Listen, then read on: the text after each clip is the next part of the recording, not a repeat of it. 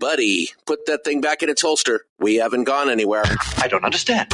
Check out the MichaelDukesShow.com for information on how to get access to the podcast. Welcome to the party, pal.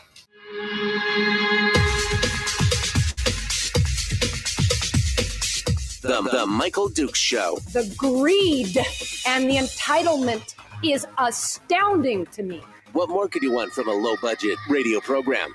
This is a dumpster fire. That was just BS. It is time to get a new perspective. We know just what you need, and we've got just the cure. Open wide and prepare for a steaming hot cup of freedom. I just don't fathom it. The Michael Dukes Show, streaming live across the world. Well, good morning to you. It is another beautiful Tuesday here on the Michael Dukes Show, broadcasting live across the state of Alaska. This is your favorite radio station and or FM translator, and live around the world at MichaelDukesShow.com on the internet, where you'll find all the stuff about the show, including simulcast stuff for Facebook, YouTube, and Twitch, and the audio-only live stream, links to the podcast, and so much more. It is Tuesday, and that means we are getting into our weekly deep dive. It is the weekly top three with Brad Keithley from Alaskans for Sustainable Budgets. We're going to get down into it, right away, and just jump in and get things going. Let's see what's happened with Mr. Keithley, and we will get started from there. Hello, my friend. How are you on this beautiful Tuesday? Michael, I'm doing great. I've made it to my mother's in Illinois, and we're in the middle of a Midwest snowstorm. So, but what they call a snowstorm is a little bit different from what we call a snowstorm. I know down here in Anchorage, they got 4.7 inches on Sunday, which officially puts us up over the 4.9 inches. That was a new daily record. That put us up over a record snowfall, 87 inches down here. Normally 39 inches. So 87 inches is over double what we've got going on. But we thought last year was bad. It was only at 55 inches last year. We're already at 87 inches or something. It's crazy. But anyway, well, it's good to see that you made it down there and we're good to go. Brad, we got a lot of stuff to go over this morning, and we're going to start off with the rail belt, utilities, market forces, things that are coming up in the session. I guess we should start talking about that because there's a lot of discussion about energy, and it's gonna be a bigger player in this session than I expected, with everybody talking about rail belt utilities and drilling in the Cook Inlet and so on and so forth. So let's start off there with number one. Well, it is, Michael, and I share some of your surprise, but I also have disappointment about it. Jeff Landfield had a discussion with Bill Wielechowski and one of the reps last week about the top three issues that are going to be up this legislative session. And one of them was energy in the rail belt, was the Cook Inlet gas situation and how we as a state deal with that. And both Senator Wielechowski and the rep were fairly vocal in saying, "Oh, the legislature needs to be involved, and we need to, here are some of the things we need to do." Well, we don't.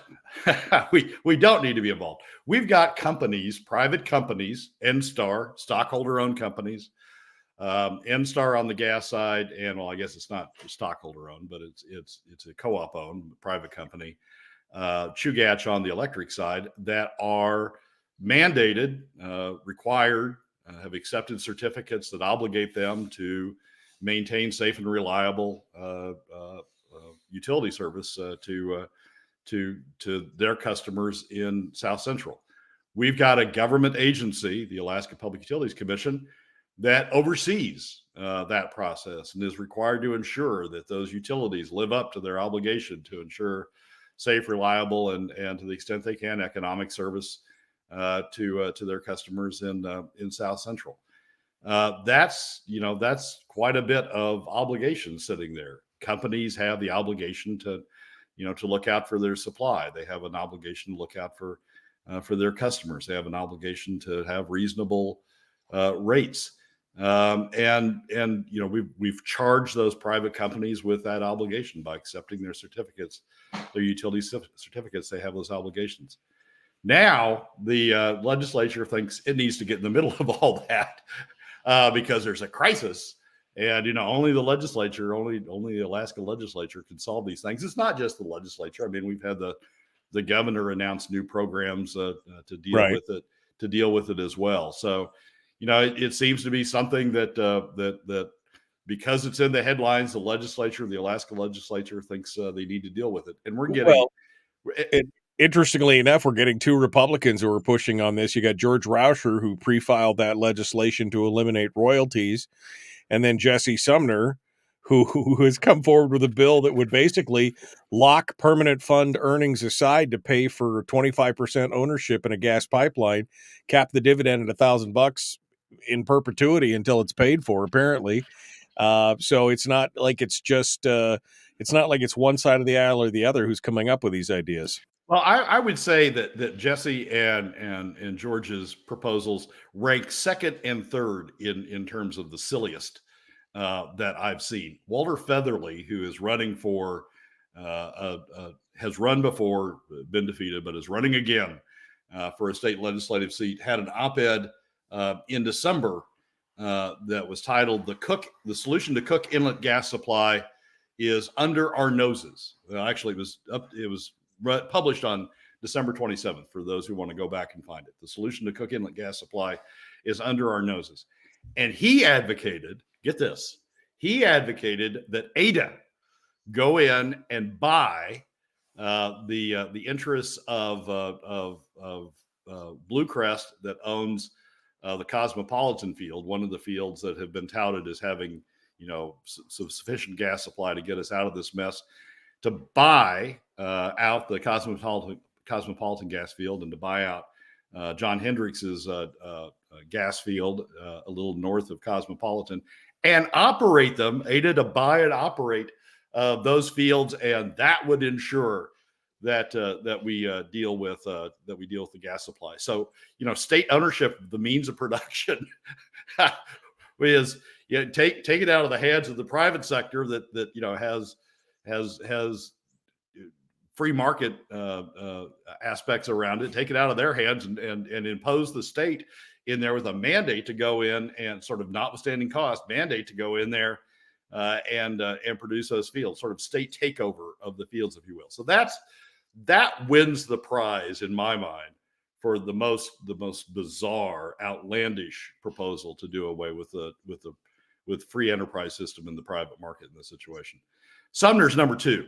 The proposal to have use the permanent fund earnings or the permanent fund to come in and buy a portion of fund a portion of the big line or of the line down from the slope to provide gas supply to South Central is number two. The economics of that, I've been involved in that line I was involved deeply in that line back in the early 2010s. I followed that line all the way along. And the economics of that line are just horrible. So it's basically come in, use the permanent fund, subsidize a line that's otherwise uneconomic, and charge it on the backs of middle and lower income Alaska families by funding it through funding the below market investment that he's having the permanent fund make on the backs of middle and lower income Alaska families through PFD cuts.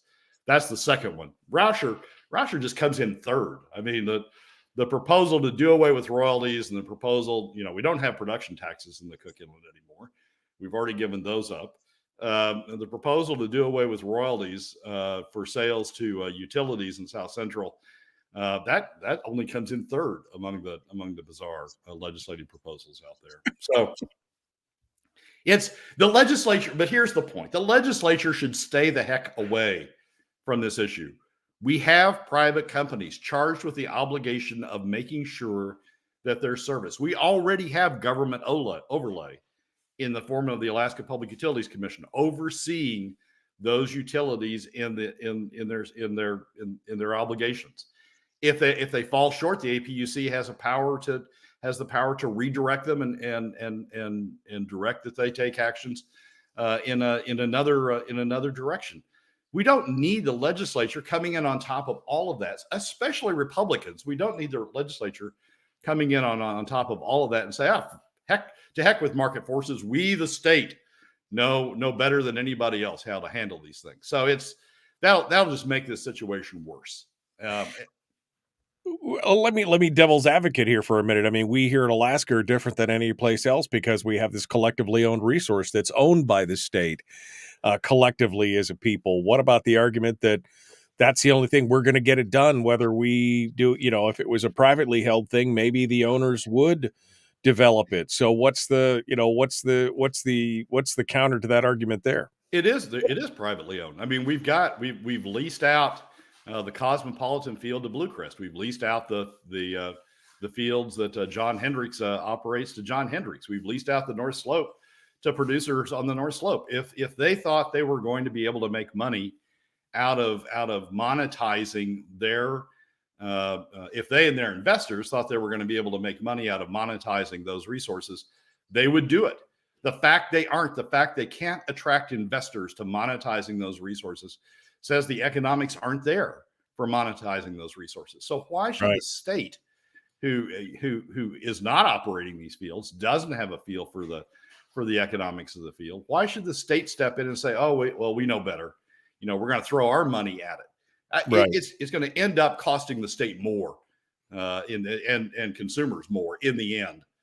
Consumers writ large, because if you use PFD cuts to fund it, you're forcing everybody in the state, all the middle and lower income Alaska families in the state, southeast, south central, the interior bush, all over the place, to help fund south central electric or utility customers. So we already have private sector involvement in this decision making process, and they're saying the economics don't work. And that brings you to the opinion piece from Charles Wolfirth, which basically says we need to stop drinking the copium and just and basically admit that we're going to have to import gas essentially instead. Put away the pipe dream of being a major exporter and instead just focus on renewables and et cetera, et cetera, et cetera. Yeah, I think Wolfirth may go a tad too far in the other direction, saying, well, we just need to accept LNG. What I'm arguing is we need to let the private sector work. We need to let NSTAR and Chugach figure out what makes the most economic sense. We need to let the Alaska Public Utilities Commission, which is charged with overseeing these decisions, to do its work and to decide whether the recommendations being made by NSTAR and Chugach are in the public interest. We need to let that system work. We don't need to intervene in it. We don't need to automatically say, well, LNG is the answer. LNG may be the answer. And I think Wolfirth's opinion piece is useful in sort of helping us understand why LNG may be the answer. LNG may be the answer, but we need to let the system, the private economic system that we've set up in this state, work, and let them determine what the most economic alternative is. I know we got a lot of gas in the state. I know we think we still have a lot of gas in Cook Inlet. I know we have a lot of gas on the North Slope. I know we want to use that gas to meet this need, but economics need to rule. We don't need to impose excess economic burdens on the state in solving this problem. We need to let market forces rule. Yeah, because the state has got such a great track record with trying to develop projects on their own. It's those kind of solutions. Anytime I see those kind of solutions, while I feel the frustration of many people watching this, I also understand that if you want a cost plus project, just have the state jump in there and figure it out, and you'll see exactly how well that ends up being run out there for sure. Brad, give us a tease for number 2. Well, number 2 is that the Labor Department released a report that said jobs are up, and we're going to talk a little bit about what that report says, not only for jobs, but also for the economy as a whole, the Alaska economy as a whole. Brad Keithley, Alaskans for Sustainable Budgets, is our guest. We're going to continue here with the weekly top three. Number one, that Cook Inlet gas. It's going to come back to bite us. We're going to see higher prices no matter what. Number two, dead ahead, the Michael Duke Show. Common sense, liberty-based, free-thinking radio. Back with more Brad Keithley right after this.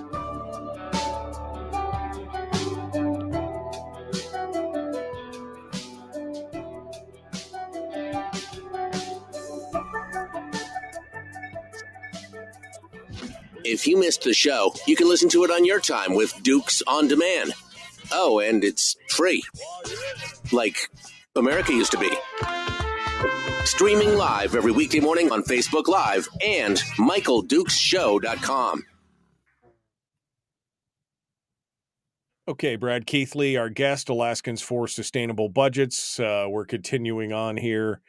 Brad, I feel the frustration of Weatherly and others who have said, that it is frustrating. We've got trillions of cubic feet of gas up on the North Slope. We've got, there's billions of cubic feet of gas in the Cook Inlet. We've just got to find it and, find the stable fields, et cetera, et cetera. But you can't just be like, okay, fine, we'll just spend all the people's money to make it work. And again, because the government has got such a great track record of managing and creating projects and doing so well, I just, if you want to create the next boondoggle, that's kind of what I understand the frustration, but I also understand that market forces have got to prevail. Otherwise, it's just, it's billions. I think Wolfer said something about setting $1 billion on fire and just watching it burn. That's kind of what you would have to do at this point. I had a little exchange on Twitter last night with Jesse about his bill, and the pushback was, well, we're going to have higher energy costs. If we have LNG, we're going to have higher energy costs in the Cook Inlet. Look, folks, we're going to have higher energy costs no matter what happens. I mean, Alaska has been fortunate to live for decades off of the Cook Inlet gas supply that has allowed us to have a fairly low cost, viewed globally, a fairly low cost gas supply relative to others. And yes, prices are going to go up. It's a question of how much they're going to go up, and it's a question of who bears the costs. What Weatherly's or Featherly's proposal and Jesse's proposal and other proposals are essentially to subsidize South Central energy costs by using state funds to earn below market returns in various investments to try to keep these energy costs down. But it's just a subsidy. It's a state subsidy, and it's going to come out of somebody's pocket.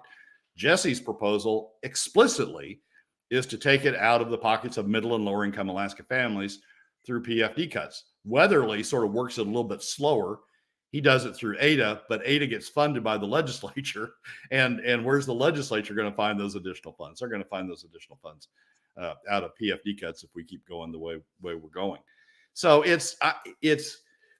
they're trying to say, look, we know how to keep energy costs in South Central down, but they're doing it by just pouring in excess state money to subsidize those costs down, and somebody's bearing the burden of those excess state costs that are being poured in. Well, we've got a private sector that's doing it. We ought to just let them do their jobs. Well, and the thing is, everybody would be subsidizing it, those, from a PFD, but those that would feel it the most are the lower and middle income families, because they feel that PFD cut the most, more than anything else. And to have everybody in the state pay for the comfort and the subsidy for just the railbelt area. Although, most people live on the railbelt, so I could see some of the justification that, but again, you've got everyone in the state paying for that, and that just makes no sense whatsoever. You know what that starts, Michael? All right, so South Central, the rail belt gets subsidized energy costs, and then the Bush says, "Well, where's ours?" And Southeast says, "Well, where's ours?" And then we got to create these new programs out there. That's how power cost equalization got started back in the day. We got to create these new programs out there so that they get some of it, they get some money also. And by the time you're done with it, not only are you throwing in excess funds to subsidize South Central, you're throwing in excess funds to have offset subsidies out in the bush and in Southeast. You keep using that word excess, and I don't think it means what you think it means. I don't think there's an excess of money. I think it's taking that money from someplace. I mean, it's essentially taking it from the PFT, right? I mean, that's at this point, that's the easiest grab of money out there. Yeah, excess above what the market would tell you is economic. That's what I mean by excess in this context. Yeah. No, it's definitely a frustration to be had for sure. And again, I could see the justification in some people's mind, but it still makes no sense because you have to ask the question, who pays? And if you're not asking that question, I don't think you're doing the full. I don't think you're doing the full job. It's a frustrating thing. All right, we're jumping back into it. Here we go. Brad Keithley, The Michael Duke Show, common sense, liberty-based, free thinking radio. Brad Keithley joins us every week to discuss oil, gas, and the economic forecast of Alaska. It's the Michael Duke Show. All right, Brad Keithley, Alaskans for Sustainable Budgets, continues with us here this morning on the Michael Duke Show. Number 2, the jobs report is coming in, and they're saying, "Oh, it's all going to be. We're almost back to pre-pandemic level." Although I don't think that says the big picture. I mean, anecdotally, as I've been talking about more and more as I go around and look at different businesses, I mean, everybody's trying to hire. I don't know what the problem is exactly, but we've got some issues here, and I don't know if this jobs report is giving us the full picture. Brad, what do you see when you look at this? Well, I think the ADN headline, actually the Alaska Beacon headline captured what's going on with the jobs report. The Department of Labor calculates on the backs of what the feds do. The Department of Labor calculates the outlook for Alaska jobs. They just issued their report and said and projects that jobs are up. But here's the headline on the article: Alaska job growth driven by big projects expected to put employment at pre-COVID levels. And when you read on down through the article, as if you read on down through the Department of Labor report, the major catalyst for job growth, the forecast said, will be big projects, federally funded infrastructure projects, and mining and oil and gas development, which is primarily the Willow and the Pika projects up on the North Slope. That's what's driving job growth. And as you and Ben discussed yesterday, the federal funds are here today, but they're going to be gone tomorrow. You can't count on them, providing a consistent basis for the Alaska economy. And when you look at our history with the North Slope, what happens is when we're in development with these fields, when we're in development with big fields like Prudhoe in the past, Kaparik in the past, Point Thompson in the early 20-teens, job numbers go way up because you're in the construction phase. You got a lot of construction going on, not only up on the slope, but also down in Anchorage in support of that, and in Fairbanks in support of that.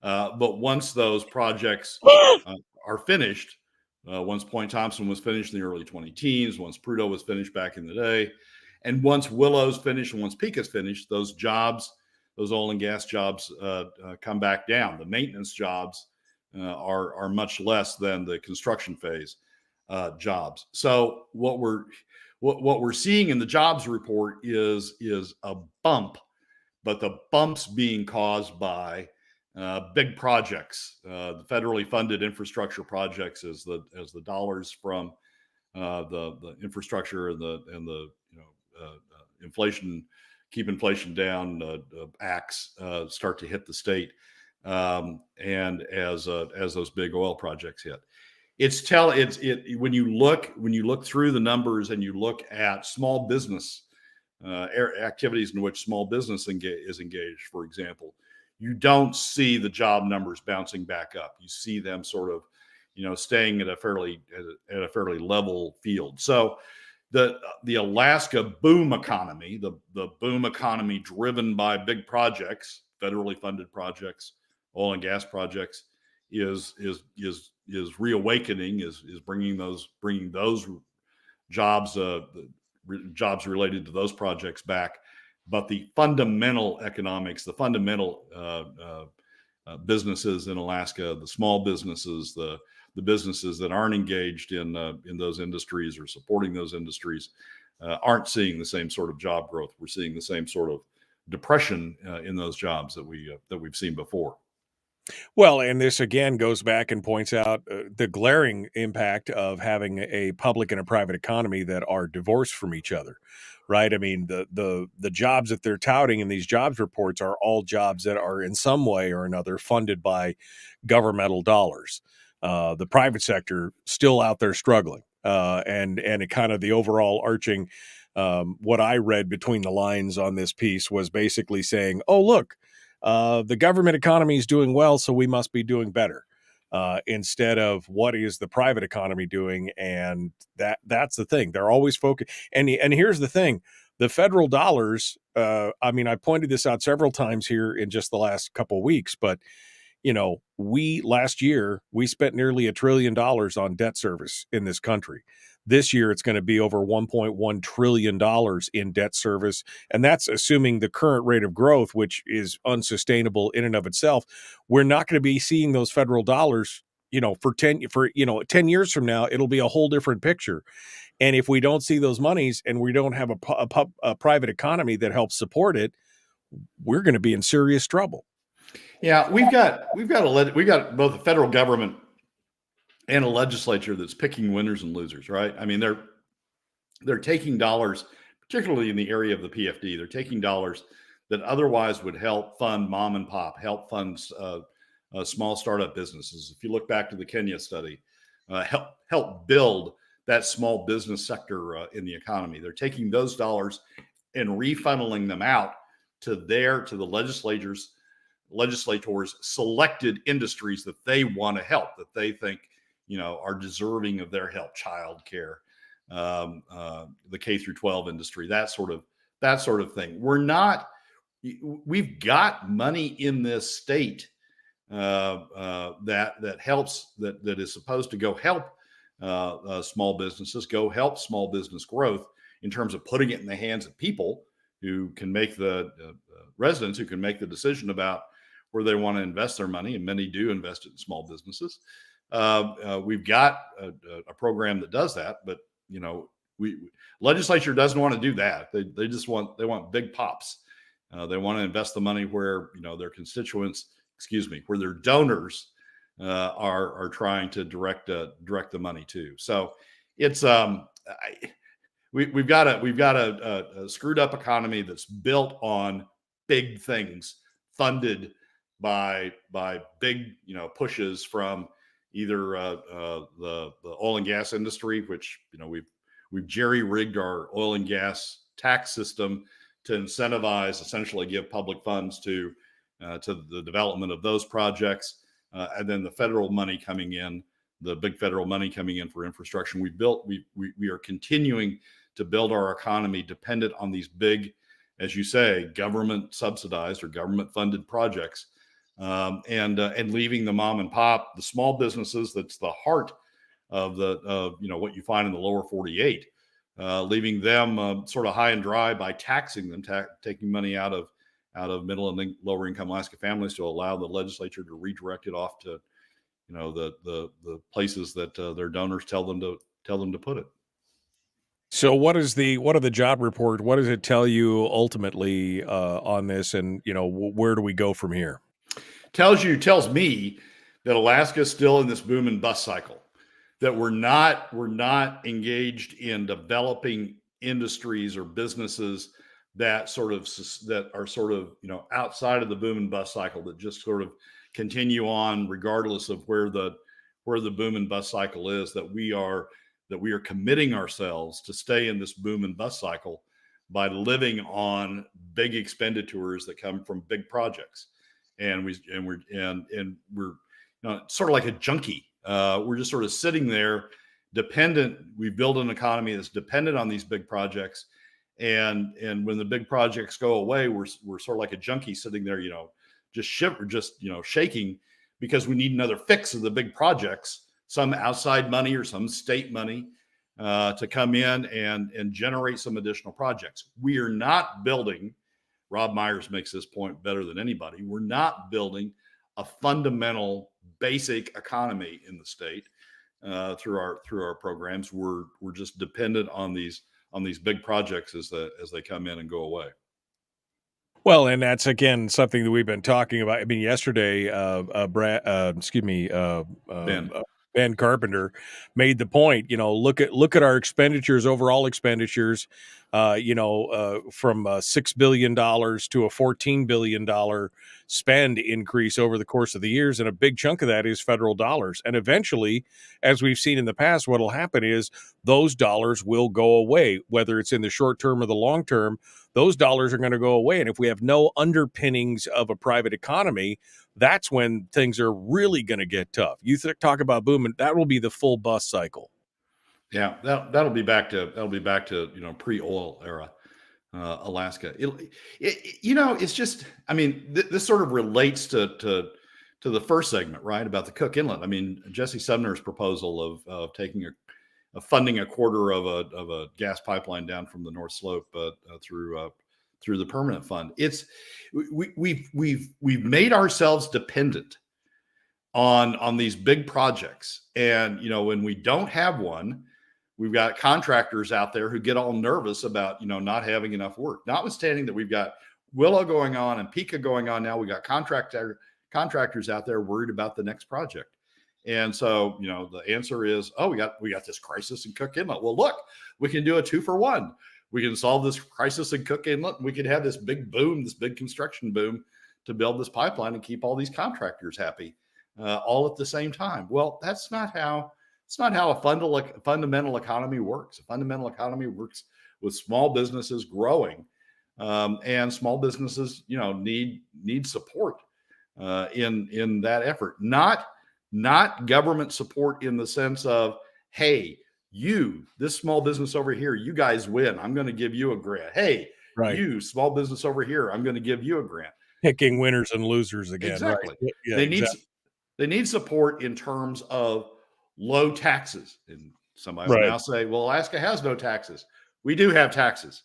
That's what permanent fund cuts are. And we're taking it out of the heart of the economy. We're taking it out of middle income Alaska families, the heart of what builds a stable small business economy. And when you say fundamental economy, what you're talking about is a basic underpinnings of a private economy, keeping everything afloat outside of the boom and bust cycle of government spending. Yeah, exactly. Yeah. It's frustrating for us who have been watching this for a long time and are trying to, lay this out there, and nobody else seems to see it. We seem to be addicted to that boom and bust cycle. And you're right. We've created a dependency economy at multiple levels. I mean, we've talked about the dependency state in Alaska on the social safety net and the welfare side. And we in the program here have been talking about the other side, the corporate cronyism and the safety net of government spend for these big companies that have basically built their whole business model around government spending. We are really the poster child for dependency state on both ends of the spectrum at this point. We are. And this jobs report, I guess the ultimate point here is this jobs report just says, it's sort of the feedback loop, right? I mean, everybody goes around saying, oh, good jobs report, we got a lot of jobs. Well, look at where those jobs are. Look at what's going on. Look at what we're depending on, right, to have a good jobs report. What's the longevity? And what's the longevity of those jobs? Is this a short-term fix, or is this a long-term solution? And the problem is, it's that short-term high, and then you're right back down again into the doldrums again, and that's the problem. Right. And we sit there waiting on the next fix, waiting on the next ingestion or the next funds that come in. And it's just it's a good jobs report in the sense that yes, we got jobs, and it's a good jobs report in the sense that yes, the economy is gonna kick back up. We've got jobs out there. We're no longer in the doldrums, certainly of the pandemic, and we're coming out of that. And yes, we've got good projects. That's great news.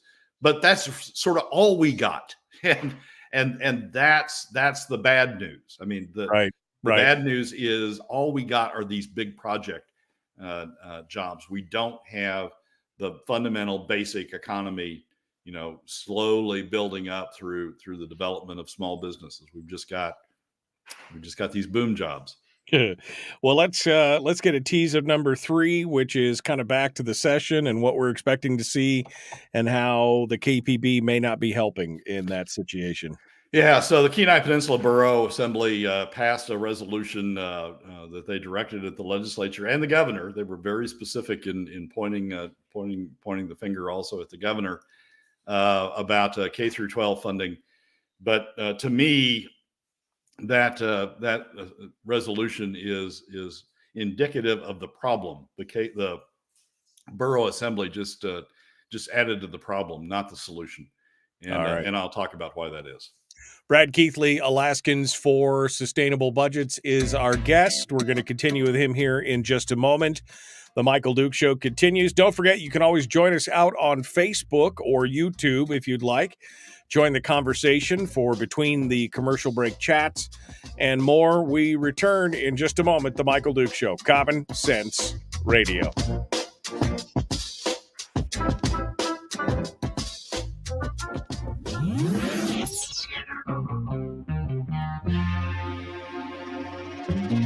Listened to by more staffers in Juneau than any other show, because their bosses told them to.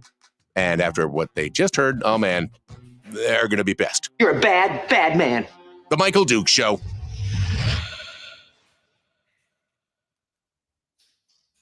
So, I mean, this this new phrase, fundamental economy, I think it's good because it points out what we've been saying for a while. Again, it highlights the fact that the public and the private economies are divorced. Now, in general, in most states, the overall economy is a component of those two things, but they work in synchronicity, right? I mean, they're slaved to each other because the government economy cannot outrun the private economy because it's dependent on the private economy for its revenue. We're here in the state of Alaska. We're outside that paradigm, and so we can do kind of whatever. So we do have two economies, one being the government economy with this boom and bust cycle, and one being the private economy that's just trying to stay afloat and keep up. So it's kind of important to point that out. I mean, that's kind of a continuation of what we've been talking about with Rob Myers. Yeah, what you want is a jobs report or any sort of economic report that shows your baseline level continuing to grow over time. I mean, it doesn't just spike up, but you want it continuing to grow over time. What we've got in Alaska is that baseline level sort of stays down here, goes down during the pandemic, maybe comes back up to where it was before the pandemic. But our jobs growth comes with these big, the federal infrastructure dollars, and then the oil and gas projects, in part funded by oil and gas tax breaks. That's where our jobs come from, and our baseline isn't, unlike in the lower 48 or in solid economies like Texas or elsewhere, Florida, elsewhere. It's not coming up slowly. It's just sort of staying there, and then we get these humps coming out of these big projects. What we should want is, I mean, I'm not saying let's not have these bumps when they come, but what we should want is this baseline, like in other states, successful states, gradually creeping up. And how does that happen in some of those other states? Well, in Oklahoma and Texas, it's handled. It's in part through royalties that come from oil and gas that go into the private sector and have helped provide capital to fund some of these small businesses that have grown and grow the underlying base. In Florida, it's tourism that's helped fund private funds coming from tourism that's helped build those up. In Alaska, our oil and gas royalties, we are most like, of all those states, we're most like Texas and Oklahoma. And in Alaska, our royalties go to the state, but Governor Hammond created a mechanism, a workaround mechanism that would put a portion of it, 50% of the earnings from the permit fund, put a portion of it in the private sector. Well, what we've got now is the state taking that away and diverting it over to these boom and bust programs, so essentially funding these boom and bust programs. So our underlying fundamental economy isn't growing at all. Every time we get one of these jobs reports or we get one of these economic reports, my eye goes immediately to what's going on outside of the boom and bust. Is the fundamental, is the baseline growing? And it's not in Alaska. And that's a problem. That's a problem, because we don't, when these booms go away and they turn into busts, we just come crashing all the way back down to this low level that we got going on in the private sector, instead of having that private sector grow and coming back down, sort of a soft landing into that growing private sector. Brad Keithley, Alaskans for Sustainable Budgets. Ideally, we'd love to see a jobs report that was equitable across all the sectors, across all that's what you want to see, right? Instead of the touting of, look at how all this government money, I'm paraphrasing here, but that essentially the article said, look at how all these big government dollars are making the economy flow again, which again plays right back into the narrative. Ben mentioned it yesterday. There are plenty of people down in Juneau who believe that as long as the public sector economy, the government economy is doing well, we're doing well. And that's not necessarily the case. And that's, again, where that divorce happens between the two. Well, the favored industries, or the favored companies, the companies selected by the 20 plus 11 plus 1 in the appropriations bills, they're doing well. But everybody else, but the fundamental economy, the non-government funded economy, it isn't. You look at the jobs report, you look at the economics report, they aren't. They're just sort of scratching along at a bare minimum. So the Juneau perspective is, yes, the ones we fund are doing well. Well, okay, good. But you aren't funding everybody. You're funding a select few that you and your donors have pre-selected to be successful. So yeah, if you look at it that way, you're successful. But the rest of the economy, what you want to be growing, isn't. And it's because you're taxing it for one reason, because you're taxing it. Right. Brad Keithley, Alaskans for Sustainable Budgets. Jumping back into it, the weekly top 3 completes here in the final segment. Like, share, subscribe. 50 plus people, 60 people in the chat room, only 8 likes. Give me some thumbs up here, will you, folks, this morning? Let's get to it. Here we go. Jumping back into it, the Michael Duke Show, Common Sense Radio. We're broadcasting live through a series of tubes. Public enema number 1. Oh, wait, sorry. Public enemy number 1, which makes more sense. On the other hand, he's a little bit of a pain in the Michael Duke Show. No, I'm a perfect angel. Perfect angel. Welcome back to the program. The Michael Duke Show continues. Brad Keithley is our guest, Alaskans for Sustainable Budgets. The weekly top 3 finishes here in this final segment. Number 3, the KPB is not doing us any favors here. The Kenai Peninsula Borough Assembly has now put a resolution out demanding that the governor, that the legislature, that pretty much everybody pay for the schools, or else it's going to be dogs and cats living together, mass hysteria. There's no way we could possibly live on the monies that we had before. Brad, give us the rundown here. Well, like a lot of other school districts, the Kenai Peninsula Borough School District is complaining about not having enough money this coming session, this coming year, that it's showing a deficit in its budget. It doesn't know how to cover the budget. And the Borough Assembly, responding to that, passed a resolution that says Assembly members unanimously backed. This is from the Peninsula Clarion. Assembly members unanimously backed and all sponsored a resolution during their regular meeting on Tuesday, requesting that the state of Alaska make a timely increase to the base student allocation for the state's public schools. And then they went on and they passed a similar resolution last year, but recall that Governor Dunleavy vetoed half of the one-time appropriation, and so they specifically called on Governor Dunleavy to, when the legislature passes the increase to K through 12, the base student allocation that the Borough Assembly is calling for Governor Dunleavy to sign it. So they're now extending their plea, their argument, their resolution to both the legislature and to the governor to increase funding for base student allocation and help. The backstory is help get the Kenai Peninsula Borough School District funded at a level that the Kenai Peninsula School Borough or Borough School wants to be funded. Here's the deal. They've added to the problem. They aren't adding to the solution. I mean, this goes back to a discussion we had last week, and it goes back to the early 2010s when people were saying the solution to this problem is to cut spending. The solution to the budget problem is to cut spending. And then the response was, well, where do you want to cut? And while some came up with specifics, many didn't. And so the response was, well, you're just being irresponsible. You're saying to cut without specifics, and so we don't know where to cut, so we're just going to keep on spending. It's the flip side. What the Kenai Peninsula Borough and others who are engaged in this sort of fund the K through 12 industry, what they're engaged in is the flip side of what happened in the early 2010s, which is fund it, but we're not going to tell you where to get the money. We got a two-pronged problem.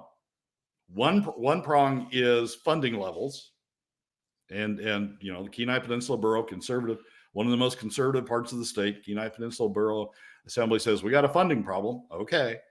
Then the second problem is where are you going to get the money? Who pays for this increased funding? It's a two-pronged problem. They are equal prongs. You don't solve one without solving the other. Unlike the federal government, you can't create money. So we've got to get the money from someplace. And when you have a resolution like this that doesn't specify where it comes from, they're not helping solve the problem. They're just making the problem worse of saying, well, we got to fund it someplace. And so budgets keep going up and up and up, but deficits keep going up and up and up because they're not coming forward with the solution. Even if they wanted to say, cut the PFD, if that's what they want, they'd all be voted out, presumably. But even if they want it, even if that's the solution, at least they would have a solution to the problem. At least they would have, they would match both prongs. They would come up with, we need increased funding, and here's the source that we say should be used to fund it. But they don't do that, and they don't want to do that. They want to be irresponsible. They want to be the heroes to the K through 12 industry by saying, yes, we stood up. We said more funding. But they don't want to take the responsibility of proposing where the funds should come from. And so it's just, so we get all these people going around out there and saying more funding. Where's it supposed to come from, folks? Give us both sides of the equation.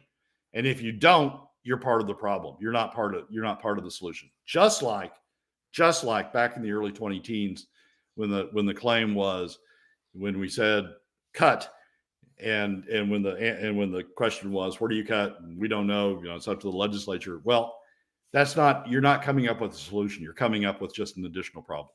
Right. So, well, I love how the fact that they go on in the article in the Clarion and they talk about this and they're like, well, they have a deficit and they went to the community and the community pushed back over cuts to, pools, school pools and theaters. And, we were able to add all that back on with one-time state money, but we need more to make all that work. It'd be great to have, we can't be all things to all people. And that's the thing. We're not living in a major metropolitan area. We're in these are rural districts. Kenai, Soldotna, that is a pretty rural area. Those towns are not megapolises. And so you've got to be able to look at it and say, do we really need X or Y? Or are they doing the right thing with the monies that they have right now? That's the bigger question. And you don't confront that question until you answer the question of who pays. It's all about choice, right? Do we take money out of this, out of the private sector to put it into this? And you don't confront whether you don't confront whether you're spending it on the right things, whether you're spending enough, whether you're spending too much. You don't confront that until you confront the choice, until you weigh where you're going to take the money from, what the source is. It's like the top 20%. The top 20% keep saying, yeah, spend more on K through 12, spend more on the university. Yeah, let's have state-funded childcare. Let's, Jesse Sudner, let's build let's use the funds from the state to help build a line down from the slope. And then, they can say that because they propose to do it through PFD cuts, because they propose to do it on the backs of middle and lower income Alaska families, where the top 20%, get barely nicked as those funds go by. So they don't have to make a choice. I mean, it's free money. They just, spend more and more and more of it. It's not coming from our pockets. Spend more and more and more of it. And that's the problem. When you don't answer both sides of the equation, when you don't say spend more here and take the money from here, when you don't answer both sides of the equation, you just get carried away. It's just, let's do more K through 12 funding. Let's do, we need more. We can't cut here. Where's the money going to come from? It's going to come from your pocket. Oh, wait. Well, it's going to come from my pocket. Then maybe we don't need, extended hours on the pool, or maybe we don't need this if you're going to take it from my pocket. But as long as it's coming from somebody else's pocket, yes, we need all that other stuff.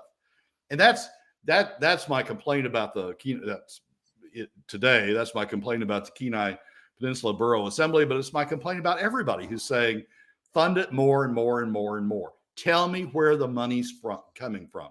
Tell me whose pocket you're taking it from, and tell me it's worth it to take it from their pocket and transport it over to these other pockets. Tell me both sides of the equation. And when you don't do that, you're just, you're talking into thin air. You're making the problem worse by creating more pressure for spending without addressing the issue of whether that spending is right because of what it's going to cost coming out from the other side. All right, Brad, 60-second recap here down to the end. What can we do? Legislature, the coming legislative session is going to be a mess. And we're going to need to stay on top of it. The last thing we need is more government involvement. The last thing we need is the government superseding the private sector in the Cook Inlet gas supply situation, or superseding the private sector anyplace. We need to build up the fundamental economy, the non-governmental economy. We need to build it up instead of continuing to raid it to fund all these government programs. But everybody's asking. Everybody's got their hand out. We need more money. We need more. Where's the money coming from? We don't know. We just want our cut of it, and then some and more. That's what it's all comes down to. Brad Keithley, Alaskans for Sustainable Budgets. Brad, thanks so much. We appreciate it. Michael, thanks for having me. Folks, we got more coming up. Hour 2 dead ahead. The Michael Duke Show, Common Sense Radio. Hour 2 right after this.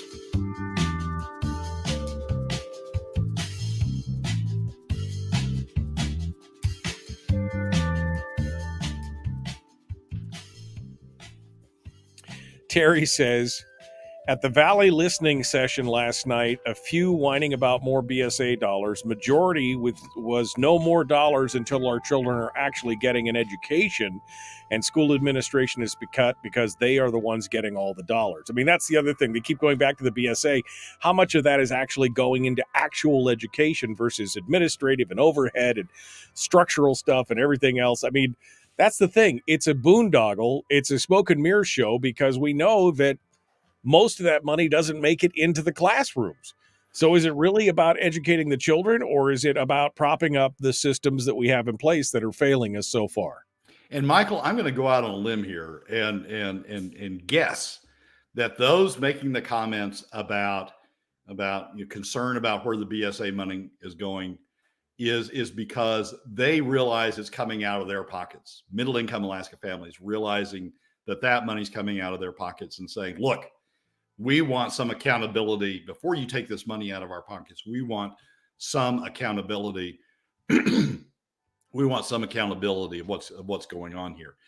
Top 20%, though, I'm going to guess that there weren't a lot in the top 20% who were pushing back, because they're saying, in their minds, they're saying, what do we care? It's not coming out of our pockets. Yeah, a trivial amount comes out of our pockets, but look at the benefits we get out of this. Look at the free government benefits we get out of this. So we're really not paying for it. So what do we care? Yeah, keep building this stuff up. keep doing things at the school that will make my Johnny have more programs that he can participate in. Keep adding on bureaucracy that makes the school have a higher reputation someplace when you look at number of academics per student. Keep doing those things that make my Johnny better off, because the dollars aren't coming out of my pockets. The significant dollars aren't coming out of my pockets. The pushback's coming from people who have to actually see those dollars leaving their pockets. And that's what happens. That pushback happens when you deal with both sides of the equation. When you deal with people who actually have to give up the money and look at where it's going to be spent. When we've got people like the K through 12, the Kenai Borough Peninsula Assembly, rather, when we've got those people and we've got others who are saying, just spend more. They're not looking at where those dollars have to come from. They're not forced to make the evaluation, the comparison, the trade-off between what those dollars are worth in my pocket versus what those dollars are worth when they're spent on K through 12. And that's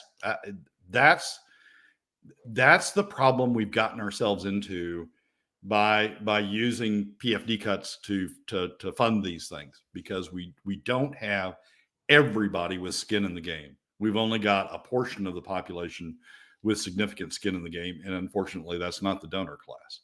Right.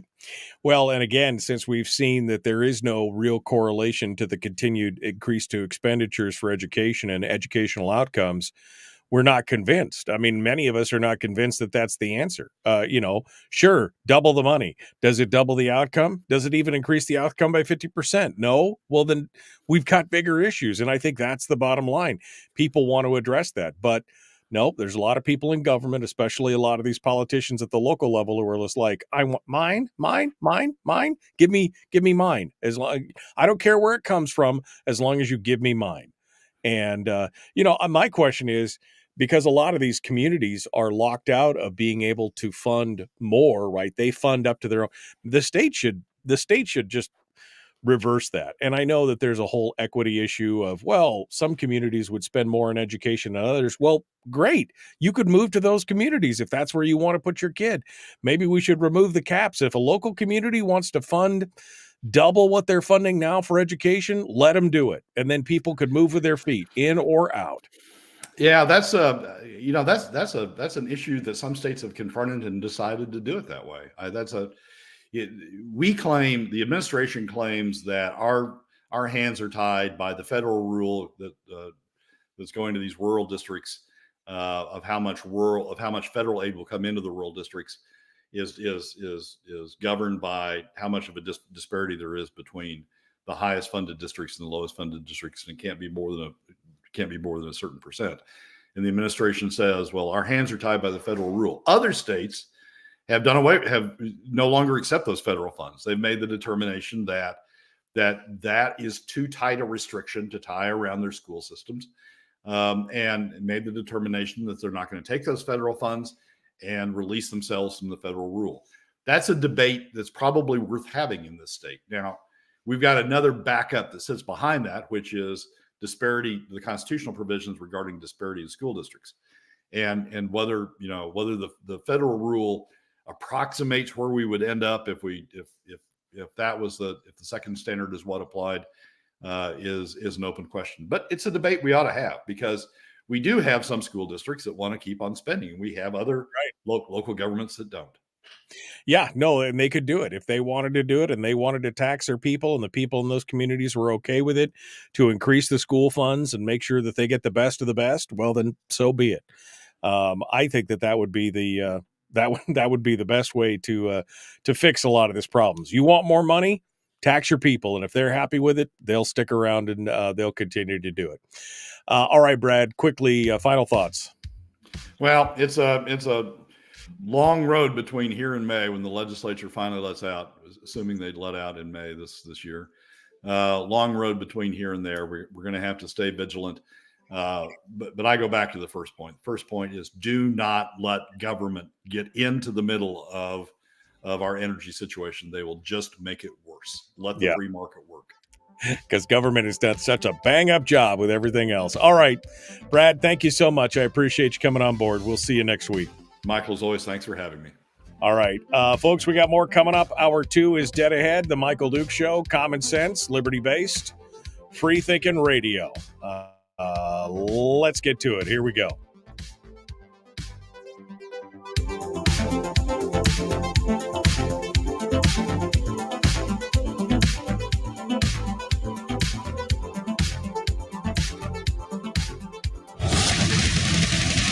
Whoa, buddy. Put that thing back in its holster. We haven't gone anywhere. I don't understand. Check out the MichaelDukesShow.com for information on how to get access to the podcast. Welcome to the party, pal.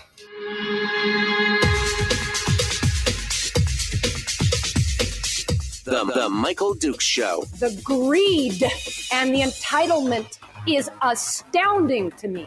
What more could you want from a low-budget radio program? This is a dumpster fire. That was just BS.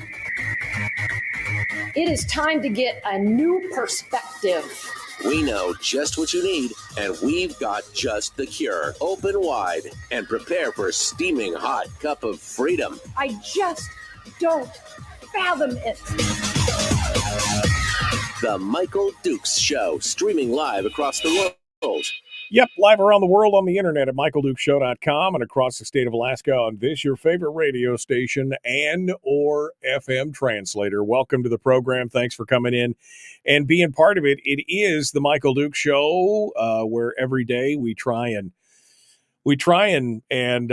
jump into this and bring some common sense to issues surrounding Alaska. It's what we focus on every day. Although, you know, we see some of the impacts of things from outside the state, the federal government stuff. I mean, this whole thing with the debt and the deficit and what's going on there, and the fact that Alaska has become a dependency state is troubling because eventually the gravy train will end. And I think that's one of the biggest things. We were just talking during the top of the hour break. Brad Keithley was our guest in the last hour, as usual, for Tuesdays for the weekly top 3. And we were talking about school funding. And, of course, the final of the weekly top 3 was the fact that the KPB Assembly has now called on the governor and the legislature to increase the BSA. They put out a resolution saying you must give us more money because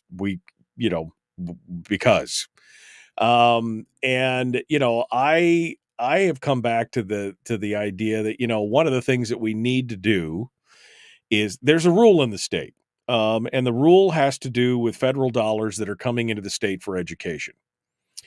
And the rule states that they will only fund certain areas of the state in education if there is basically a cap on what local communities can spend on their schools. That the federal dollars going to the more rural communities will only be available if the more urban communities, that the disparity between the highest spending school district and the lowest spending school district is within a certain percentile. And I don't remember what it is. I think it's within 20% or 25%. And that means that, if you want the federal lucre, that this is the hook, right? There's always a hook anywhere that they put that bait out there with this quote unquote free federal money, is that there's always a hook hidden in it somewhere. And in this case, it is, if you want this federal money, then none of these communities can spend more than X percentile more than what the lower communities will get with the federal dollars. And, it's a federal issue. They've got state issues involved in it and everything else. But if you wanted to solve this, if you really wanted to fix this, you'd jettison that money. You'd stop taking it. And as Brad was just talking about in the break, there are some states that have decided to do that, so that if a local community, a city or a borough decided we want to have the best, highest, most expensive school district, expenditures in the state, and the local community was on board with taxing themselves to pay for that, then they should have the ability to do that. To me, that's the ultimate of volunteerism. If you want, if some communities like, we want to put, an extra 5 mils on our local taxes, and that extra 5 mils goes directly to school districts and goes directly to our children's education. If they wanted to be able to do that, then they should. And if people didn't like having to pay those taxes, well, they could move out. And if other people wanted to be part of that, they could move in. I mean, that's the ultimate of freedom. But you've got, again, this whole thing of the government trying to decide winners and losers, the government saying we're going to make everybody equally miserable. I mean, it makes no sense whatsoever. But this is where we're at. And so now everybody is equally miserable. I mean, if Anchorage wanted to, spend 25% more than what they're spending right now, and they believe that is the solution to the education problem in the state of Alaska, to the academic achievement problem in the state of Alaska, then people would know. And you know what? It would also make them more accountable, because if in 5 years they tax themselves an extra 20% or whatever to make sure that money went directly to the schools, and the scholastic achievement didn't budge in 5 years, then people who were paying all these excess taxes would start going, wait a second. Wait a second. What happens there? That's the whole problem. Now, Kevin McCabe is in the chat room, and he brings up the idea of the unorganized boroughs.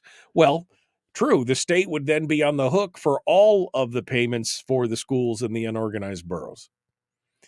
But again, if you live in an unorganized boroughs, you've got to recognize that you've chosen to live in an area with no government, essentially, no local limited government or control. And you've chosen this is about choice in the long run. You could choose to live in an area that has no local government, no local services, nothing else, or you could choose to live in an area and no taxes on the side of that, no costs involved to you because you don't receive anything, or you could choose to live in a highly urbanized area that has decided that they're going to be the ultimate in we're gonna pay for everything. We're gonna have UBI. We're gonna be socialized. Everybody's gonna a chicken in every pot. I mean, you could have both extremes, and then people could, choose to go and live in those areas. I mean, that's an ideal world. That's me. That's an ideal world. Will it ever happen? Absolutely not, because there's way too many people who are invested in, keeping government the same or keeping government in control or whatever. I mean, but I mean, ideally, if you wanted to solve these problems, that would be it. Right? I mean, that would be it. If you, I live in an unorganized borough. Okay, well, great. Well, you're not expecting anything, right?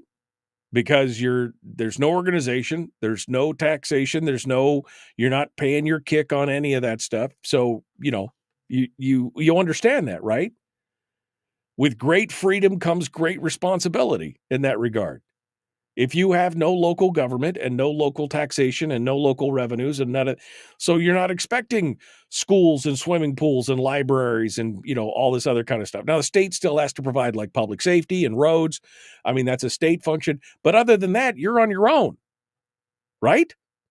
Right. And then if you want to go live in a place that basically taxes you, taxes the rainwater coming down from the sky and the air that you breathe and every piece of real property that you have, you bought a new lawnmower, now you're paying taxes on it for the next 5 years or whatever. I mean, some of these things that some of these communities around the country are doing. If you want to live there, great. If you don't want to participate in that madness, then you move or you find someplace in between. It's insane. This is the problem when government tries to make everyone equal. Everyone's equally miserable at that point. And then we all have to end up going to Uncle Sugar to beg for more. That's what it comes down to.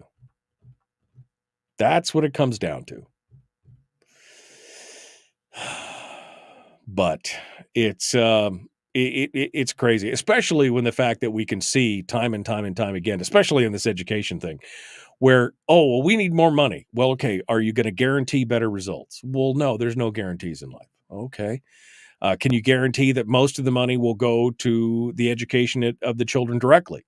Well, no, we can't guarantee that. In fact, we won't even vote on it if you put that amendment in there that says that, 70% of this money needs to go directly into the classroom. We won't even vote on it. Well, I thought it was about the children. Well, it is. Well, but is it, if it's going to go to no. Okay, so it's really not you. Okay.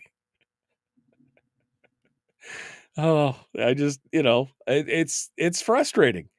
And then the whole public funds issue, the whole public funds argument. Well, they're public funds. You can't pay for, Harold says, you can't pay for rich schools and poor schools. That's a civil right. You can't use public funds to pay for rich schools and poor schools. Again, it only becomes public money when the people in those communities decide to contribute it in that regard. So it's only public money once you've taken it from people, once they've decided to give it to you. So if you've got a community that's like, we want to fund 150% of what we normally would fund for education for the next 5 years. Well, that's a community. Yes, it's public funds, but they decided to contribute it. It's a voluntary thing. Well, you can't do that. That would mean that somebody in some other community, somewhere on the other side of the state or the other side of the country, they wouldn't get the same amount of money. Well, of course, because they're not contributing to that.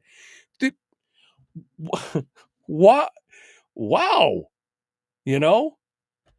This whole thing is just so crazy but again, everybody's so invested in the way the system is right now that this will never change. I mean, we could talk about, the libertarian fantasy of everybody pays their way and decides and moves with their feet. If they don't like where they're at, they can go, they can go to some other place we can have that. But no, people are too invested in this kind of stuff. And you can see it even with, Republicans, quote unquote, who are like, oh, I'm big, smaller government. I'm all about that. And then the budget cuts come and the vetoes come and they're like, well, but he cut my project too. Yeah, that's kind of but I guess I was not that Republican. I guess I was not that. Oh, okay. I mean, way to stand by it. Again, this goes back to what we've been talking about previously, which is, you've got the left and you've got the right, and then you've got the get off my lawn people. And I think most of the people are in the middle on the get off my lawn category, who are just like, we don't need government to be involved in everything. And now you got Republicans who are advocating that the government get involved in pretty much everything. I mean, this whole Jesse Sumner thing of saying, well, we need to build a pipeline with state money.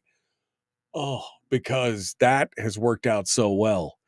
We need to have the government give money back to the oil companies or the gas companies through credits and all this other kind of stuff, because that has gone so well and it's got such a proven track record.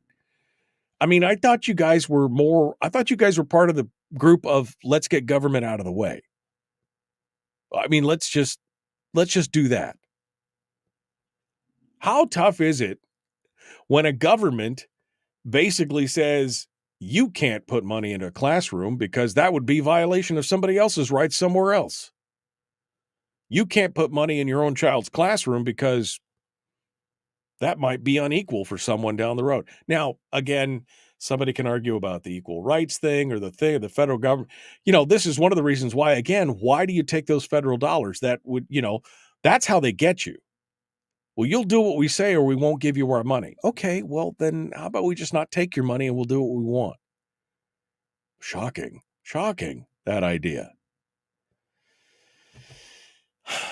It's the whole thing is insane. And again, I think that there are more people now who are kind of in that independent mindset. I came across a Facebook reel or Instagram post or something. And the guy was saying exactly what I think most of us are feeling. And I want to talk about that here because we touched on this last week a little bit with the whole kind of get off my lawn principle, that there's a bunch of people out there that basically just want to be left alone. They want to do their own thing, not hurting anybody else, just want to be left alone, do my own thing. And I think the majority of Americans feel that way. They're not, on the poster children for the Democrats or poster children for the Republicans or elephants or donkeys or left or right or whatever label you want to put on them. They don't care necessarily. I mean, none of the presidential candidates are making them happy and everything else. They just want to be left alone. And this guy pretty much summates it all in the whole kind of get off my lawn philosophy. And we're going to talk about that here on in the next segment. Going to be back on that. And then we got Chris Story coming up. Chris Story is going to be coming up at the end of the show to try and soothe the savage beast, so to speak. The Michael Duke Show. Common sense, liberty base, free thinking radio. Back with more right after this.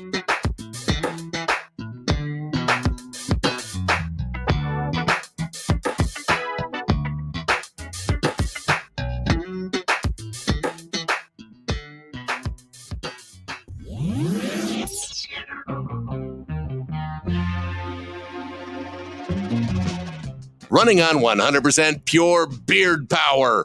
Oh, also some coffee. We dip our beard in coffee. Ha, nice beard. The Michael Duke Show.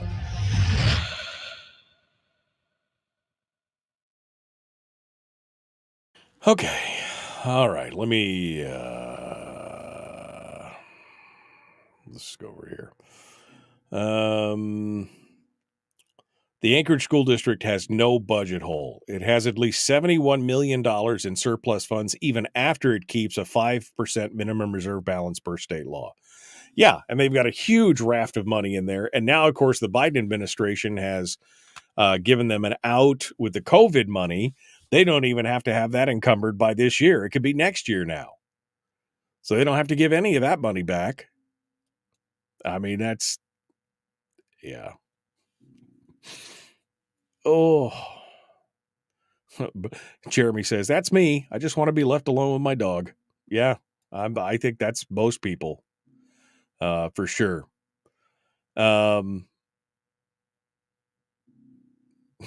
Every teacher is committing that violation when they spend money on their class. Oh, because again, you're making it inequitable. If you're spending private money on that class, you're making it unequal for other classes in that school or in that district or in that state. I mean, when did we look at the government and go, well, that was a good idea? What if we wanted to create public schools that were just as nice and we wanted to put them up in Taj Mahals because we think that makes them learn better, or we want to do all this?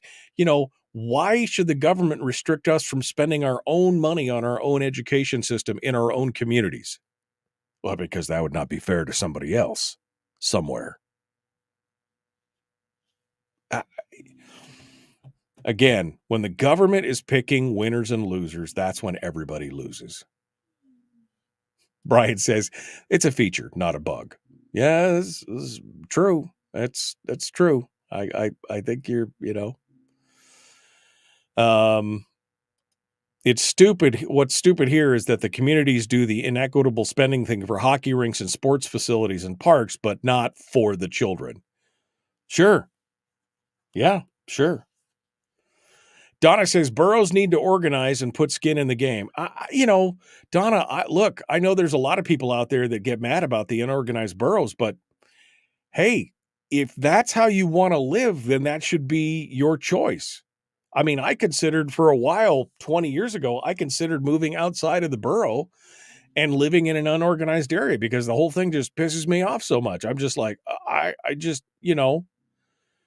And if I would expect nothing at that point.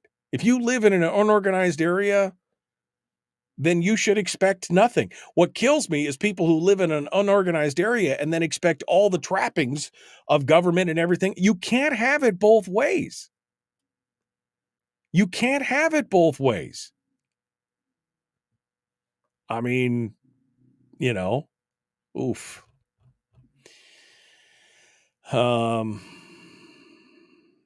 But it's just, isn't a borough just another layer of government? And that's good, says Mike. Well, I mean, I guess you could argue that the government that's closest to you is the best because you have more control over it. But sometimes not having that organized borough around you is what you want. They don't want to mess with those kind of things. They want to just take care of themselves and be self-sufficient. Again, the problem is people who go out there and say, well, they have some dream of living the rural, bush type lifestyle. And then they get out there and they go, where's my schools and my swimming pools and my theaters and my libraries and all this other kind? You chose to live out there. If you want those things, you need to move over here. And that's the thing. Again, so then they go to government and they say, well, it's not fair that we live out here and everybody else has things and we don't. So we should get things that even you can't have your cake and eat it too. You can't have your cake and eat it too. And I think most people at this point are just so frustrated with everything that's going on. Are just so frustrated with the whole situation, the politics of it, the national stuff, the circus that the media's become, and the presidential politics of all the talking heads and the blah, blah, blah, the bobbleheads out there that are, making waves that they just want to be left alone. Get off my lawn. That's what they want. All right, here we go. The Michael Duke Show. Common Sense Radio. Like, share, subscribe, ring the bell. Let's get to it.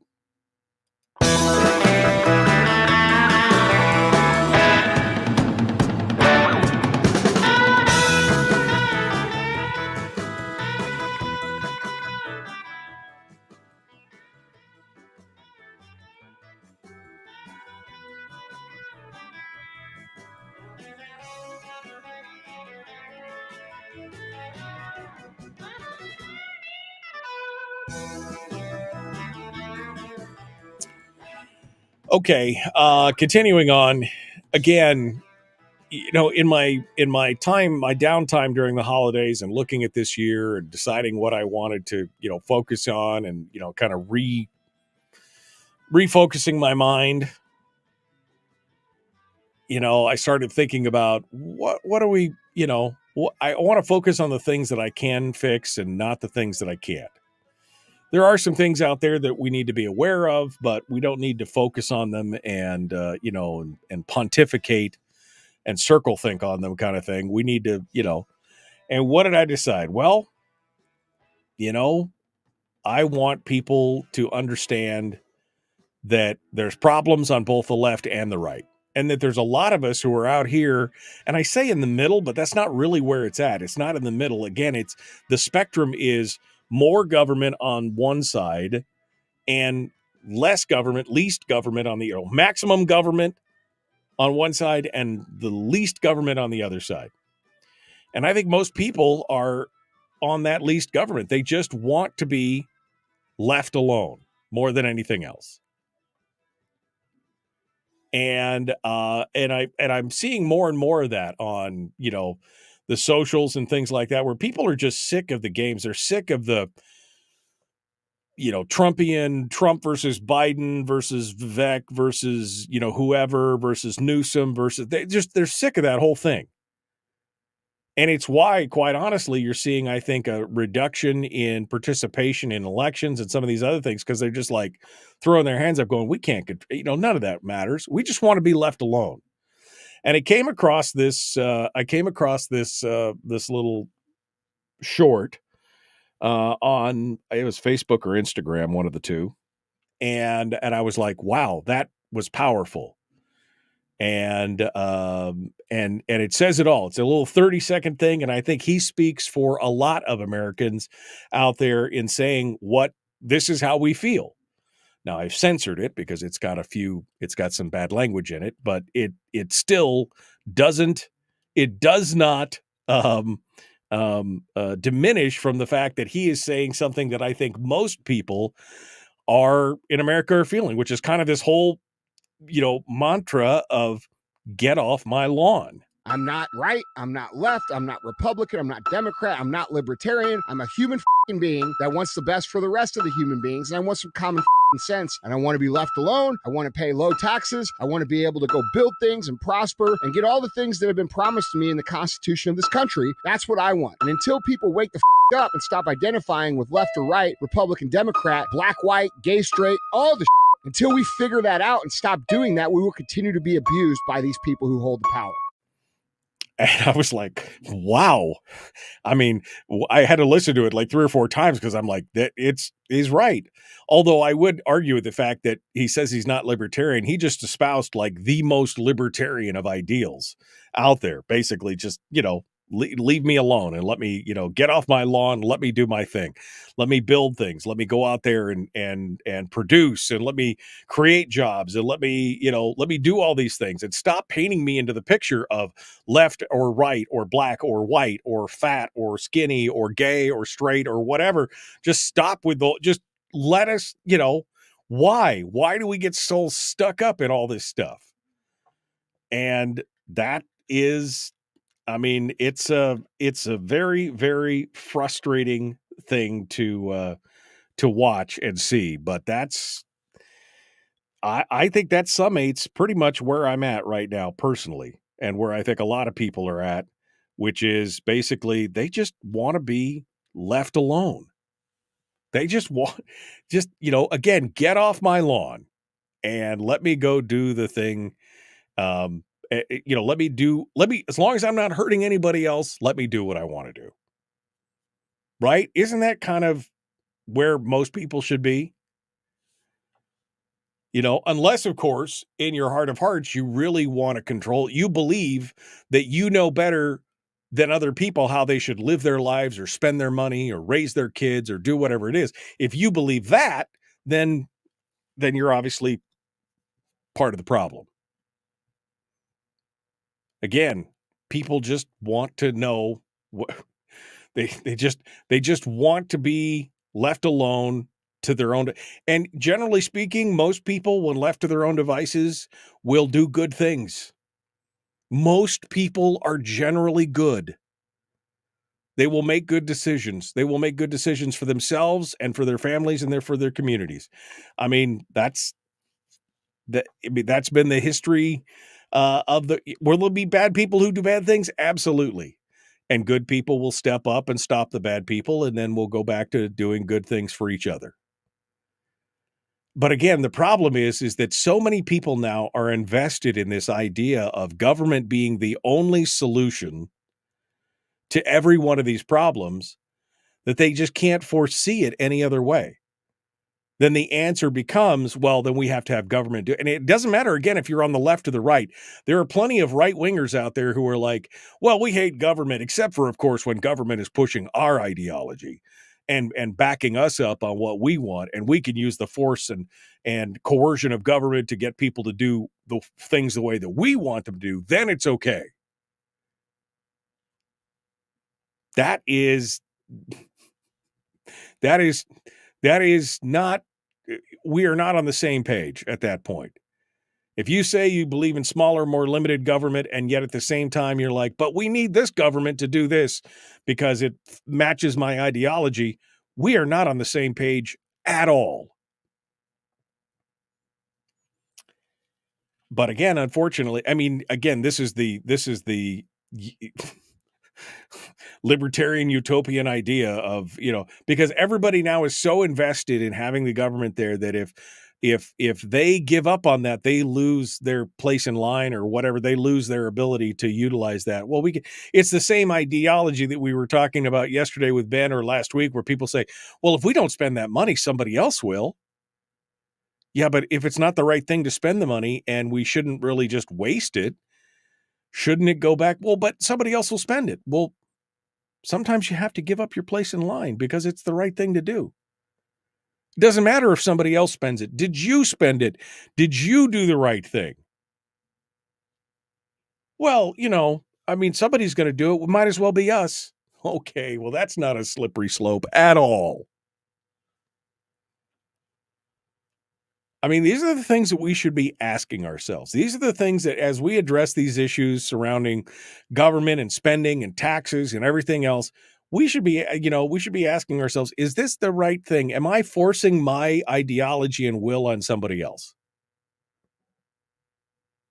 And I just feel like we're getting, we're losing the melody somewhere in the middle there. I'm all for being smaller, more limited government, unless, of course, I can use that government to focus my ideology and force other people to. I don't care what you believe. You don't have to believe like I believe. And if you don't want to live that way, fine. Just don't tell me how to live my life. Or coerce the government into coming down and, no, just not going to do it. Just not going to do it. Okay. And we've got to learn how to step away. We've got to learn to separate ourselves from the lure of all this free money. Like I was saying earlier, if we don't spend it, somebody else will, then let somebody else spend it. Be part of the solution and not part of the problem. Donna Ardwin's in the chat room. She said, I've worked for several governors who turned down federal money. That would be a cardinal sin in this state if we turned down federal money. We couldn't possibly do that. It's free money. How could we possibly do that?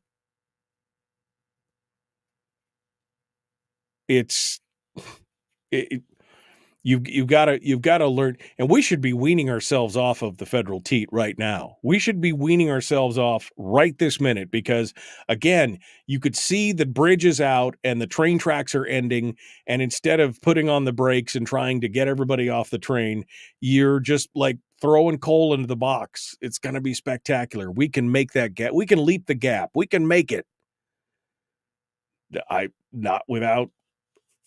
No, you just can't.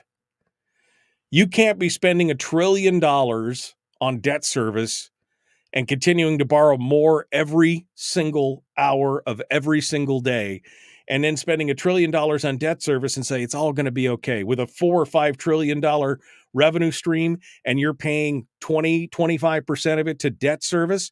That is not sustainable unless you stop borrowing. But considering that you're continuing to borrow every minute of every day, it's just not going to be sustainable. It's crazy. It's crazy. $38 trillion in debt. And we just keep going. In my lifetime, since I've started paying attention to this, our debt has increased 40-fold. And arithmetic doesn't lie. Eventually it's going to win out. And we should be getting ourselves ready for that. We should be preparing ourselves and, bunkering down and getting things ready, because when that train comes off the rails, oh baby, there will be pain. There will be a whole lot of pain. And if we're not prepped for it, we're going to be hurting for certain. All right. Well, now that I've thoroughly depressed everybody, let's get our weekly update. Chris Story is going to be joining us in a minute. The Michael Duke Show. Common sense, liberty-based, free-thinking radio. We got more coming up right after this.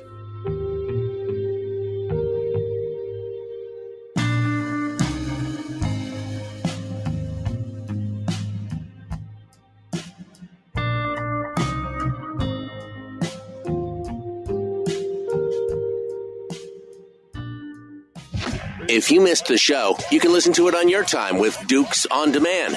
Oh, and it's free. Like America used to be. Streaming live every weekday morning on Facebook Live and MichaelDukesShow.com. Okay, I'm going to get Chris Story on the line here in just a second. I'm going to leave you guys to your own devices here for about 30 seconds. Don't go anywhere here. I'll be right back to you.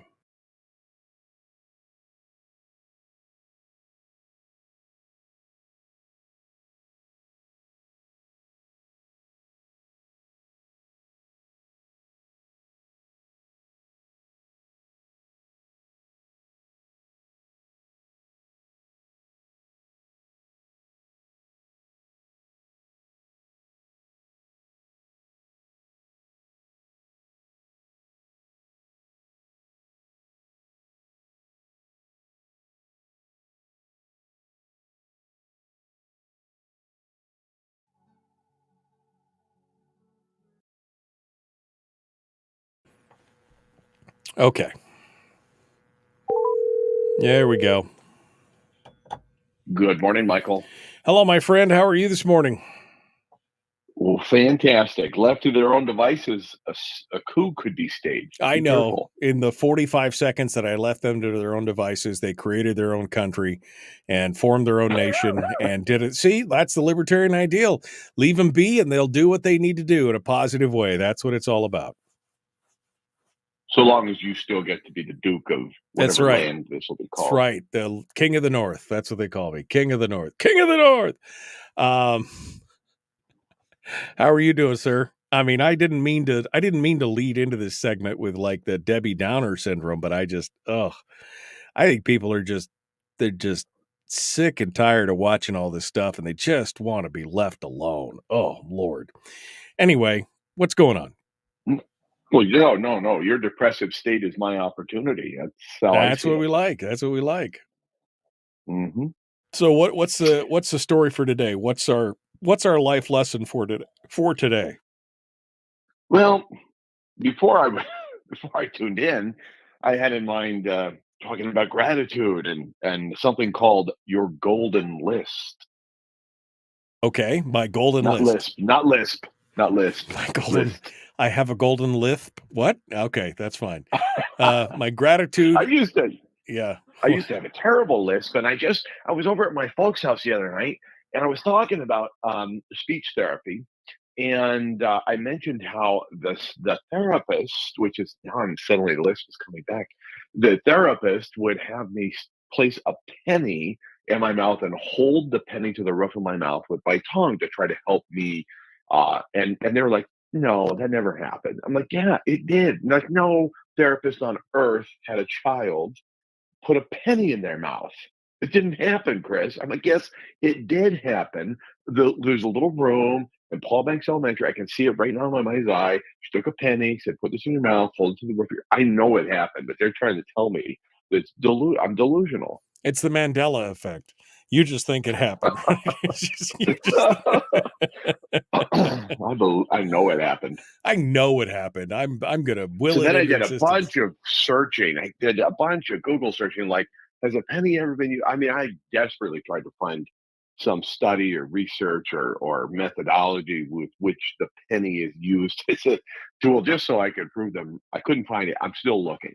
Okay. Brian says he had to do the same thing, but with a rubber band for his speech therapy. So, I mean, I don't know. Put a rubber here, kid. Put this rubber. That sounds like a choking hazard. I know, really. Here, kid. Put this rubber band in your mouth. Here, put this raw oyster in your mouth and hold it against the roof of your mouth and see what happens for a few. Oh man! All right. Well, if you're ready, I'm ready, and we're about to jump into this here. We're a minute and a half away, and we're going to get things going on. Let me fix your thing. I put your other picture back. I just wanted to let you know you don't have Fabio here anymore because I know some people, but one gal was like, I'm totally skeezed out by his picture. It just it's like she was not going to trust you with her children or something, because she was worried about it. Yeah, but anyway, all right. So the golden list is what we're going to discuss today. Okay. All right. Didn't mean to derail you from your thing. So it's let's go. This will work. Glad to hear.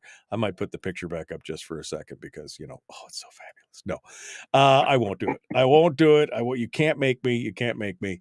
All right, Chris. We're 60 seconds out. Hold the line. I'll put you back on hold. Let me see if you guys Brian says, don't leave us, Dukes. We're incapable of caring for ourselves. I disagree.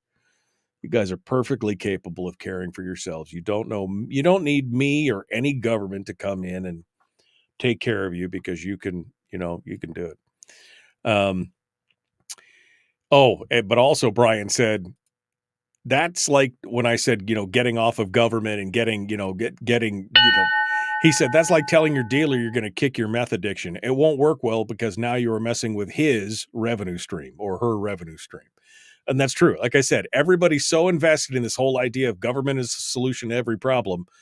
That's where it is. All right. 10 seconds out. Chris Story is our guest. The Michael Duke Show continues. Common sense, liberty-based, free thinking radio. Like, share, subscribe, ring the bell, do all the things. Let's talk about the golden list.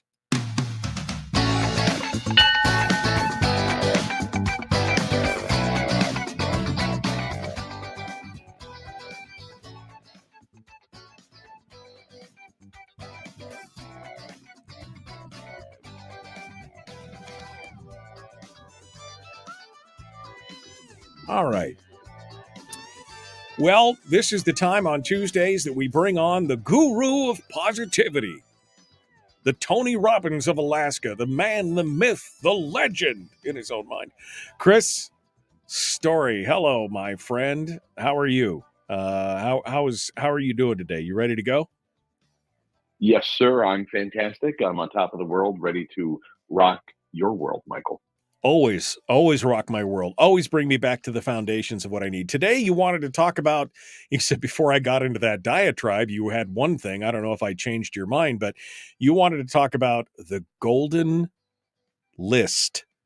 And I don't know exactly what that is, but it's got gold in it, and I'm a capitalist, so it sounds like something I should be interested in. Tell me, what are we talking about today, my friend? Well, a guy called Jim Stovall wrote a book called The Ultimate Gift, which fantastic book, then made into an incredible movie with little Abigail Breslin, who would go on to star in, what was the Little Miss Sunshine? Anyway, so if you remember that movie, you remember her. She's an amazing little actress. So The Ultimate Gift, a wonderful movie. Jim Stovall then wrote the sequel, became a movie also called The Ultimate Life. And in that movie, there's a little throwaway line by a character who could have been just easily missed. It was a hobo on a train helping this young guy figure out how to get on and off of these trains to make his way across the country to a better life. Anyway, he's a little tiny throwaway line. This hobo is doing something. When the young guy wakes up, he notices this hobo standing in the door of this moving freight train, and he says, "What are you doing?" He says, "Oh, I'm going over my golden list." He says, "What's that?" Well, my grandmother taught me that every morning when I wake up, first thing, recite 10 things I'm grateful for every single morning. And so he continues on, and he's kind of doing this little imaginary thing with his hand. And so I thought, man, what a great line. And that was it. They didn't make anything more out of the movie. It didn't come back up. That was it. That was just that one line. Well, and I was listening to an interview with Jim Stovall, and he was talking about his grandmother in real life taught him that at 5 years of age, his sister was going through cancer. It turns out the story, The Ultimate Gift, actually was a sort of a retelling or a fictionalized version of what his family went through with his young sister. And his grandmother was watching him while his parents were in the hospital with daughter and going through all this. And he was 5 years old at the time, and he was complaining to his grandmother, "I don't have any of my toys here at your house." And he was just constantly complaining. She finally said, "Okay, you can do all the complaining you want, Jim, after you make your golden list." Well, what's that? Okay, 10 things. I'll write them down for you. You tell me 10 things you're grateful for right now. Then you can complain about anything else you want. And of course, obviously, he didn't complain once he was done making his morning golden list. And I thought, what a great way, as we are at the precipice of thermonuclear war, which, don't worry, Neil deGrasse Tyson says that we don't have the radiation problem with today's news like we do. It's fine. Okay, so we're at the precipice of a global financial collapse. We're potentially looking at China invading Taiwan coming up pretty soon. We've got a new strain of COVID making its way around the world. We've got all these things. What do you have to be grateful for? We are at record high interest rates. We're at record high home prices, unavailability with a lack of inventory. We've got the list goes on and on. Government overspending. What did you say?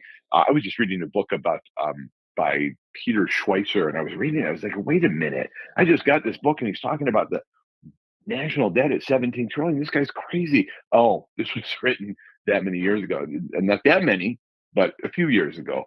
There's a lot that you could be scared about. There's a lot you could feel out of control. There's a lot you could feel underwater, overwhelmed and underwater and unable to do anything about it. Fine. Set all that aside and make your golden list and come up with 10 things in your life, in the world, you're grateful for right now. And I hope and I pray that if on that list, at least one of those things for you is that you're in America. That I'm so grateful to be in America. I feel like I've won the golden ticket, the lottery, just by waking up in America today. But I just thought I was so impressed by that golden list idea. I just thought, you know what? That's something I got to share with Dukes. No, I mean, I think that is that's powerful. I mean, we've got to have a gratefulness. I mean, for as messy and again, going back over my New Year's resolutions and looking back and realizing the things that I can change and the things that I can't, I have to be grateful for many of the things that are good in my life. And again, work towards getting more of those things and not focusing on the things that I can't control. But you're right. Count your blessings, right? I mean, that's what this is all about. So that I think it's hard to remain, as you pointed out in your story of Jim, complaining about all the things until he got those 10 ideas down. It's hard in today's day and age. Everything is negative. You just reeled off a whole bunch of stuff that everybody's worried about, but we've got to be grateful for certain things. Otherwise we'll live in the doom and gloom mentality. So it's easy for a guy like Jim Stowell. I should tell you, by the way, he created a television network with over 1,000 affiliates. He starred in his own movie as a little cameo. He was the limo driver. He's written and published 50 books with over 10 million books in print, sales around the world, 30 languages. I mean, pretty easy for a guy like Jim Stovall to suggest you should find 10 things every day to be grateful for, and it will ultimately impact your life. And then you learn a little bit more about this guy called Jim Stovall and realize at age 17, he was diagnosed with a disease that would take his eyesight. Doctor said, we don't know when, but we could tell you for sure you're going to go blind. And he did so by age 29. At 17, his goal was to be an NFL linebacker.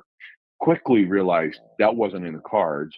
And so he pivoted towards weightlifting, became an Olympic gold medalist in weightlifting before he lost his sight. Once he lost his sight, he realized he wasn't the only person that was blind in the world. And there's other people who'd like to watch television and movies.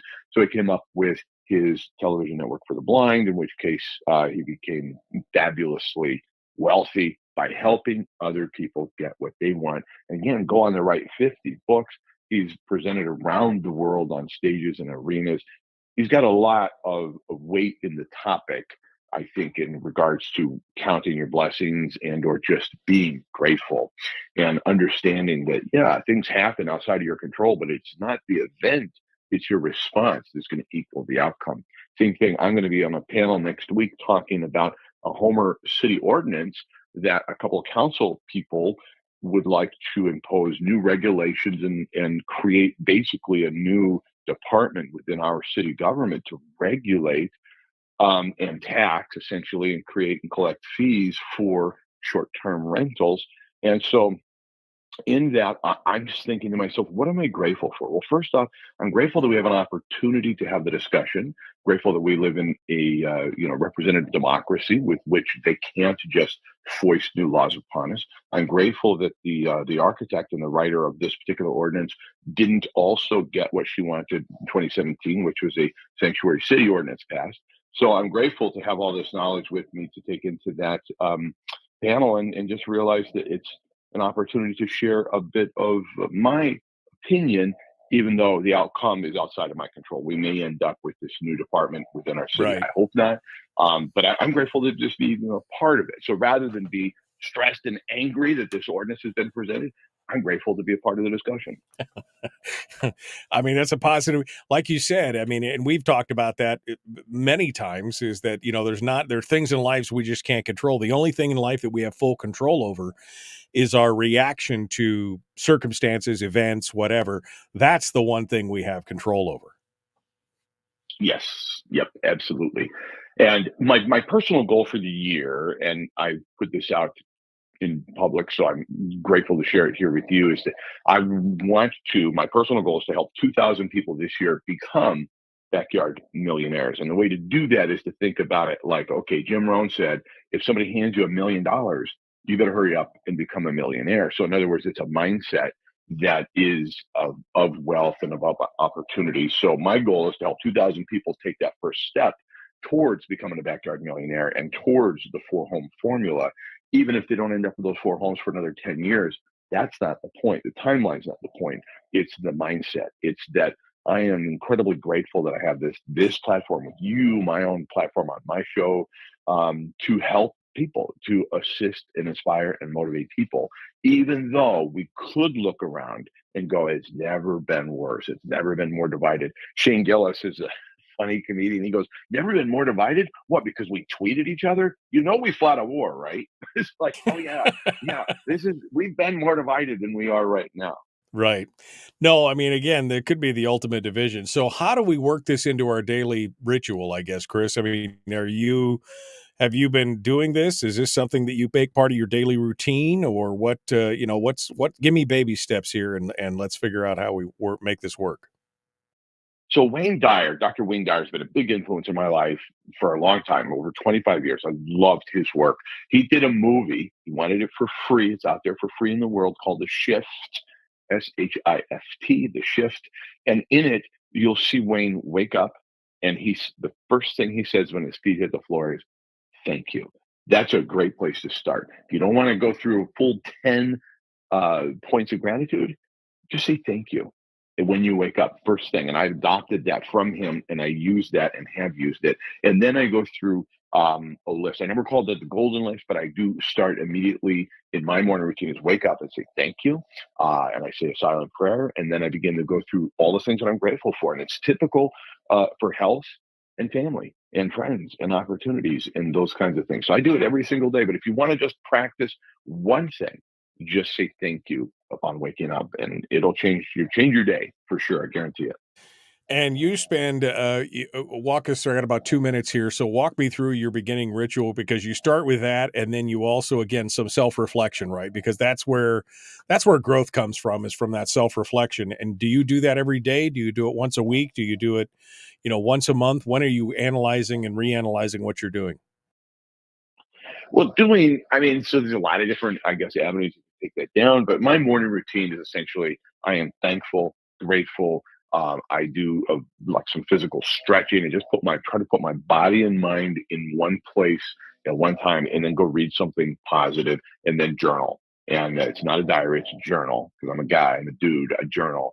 And that's where I start to think in terms of, okay, this is where I'm at, trying to be very mindful of where I am today and where I want to go, but not living too far into the future, not living in the past, trying to be present, and also just really grateful. So I think gratitude, truthfully, if I could leave you with one word, that's it.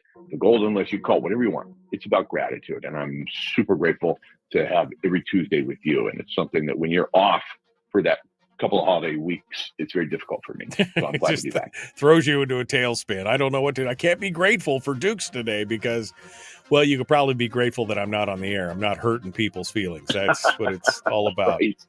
All right. Well, Chris Story, the man from Homer, the golden list. Thank you, my friend. As always, I appreciate you coming on board. Happy New Year. All right. I appreciate you being part of it. Folks, we are out of time. We got more tomorrow. The Michael Duke Show. Be kind. Love one another. Live well. The Michael Duke Show.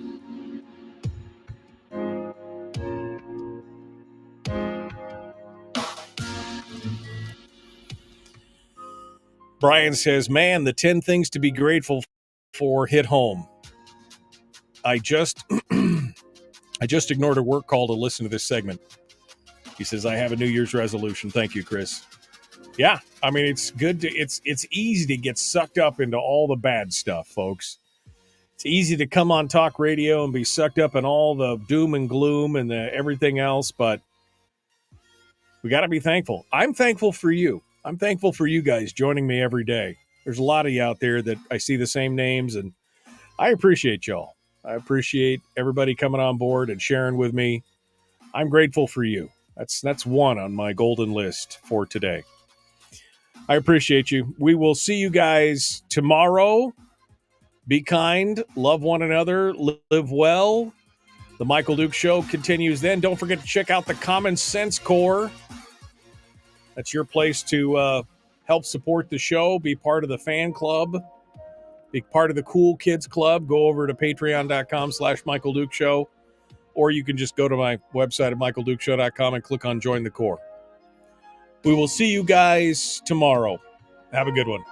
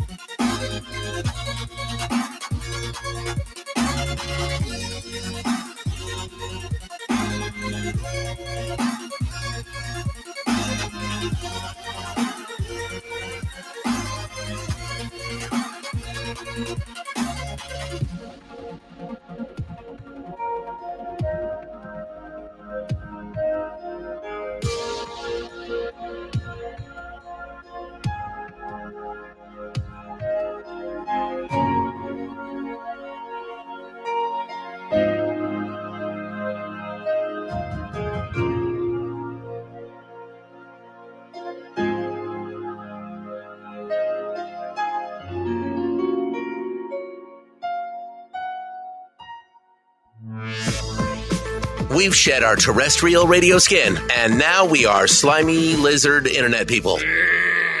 It's the Michael Duke Show.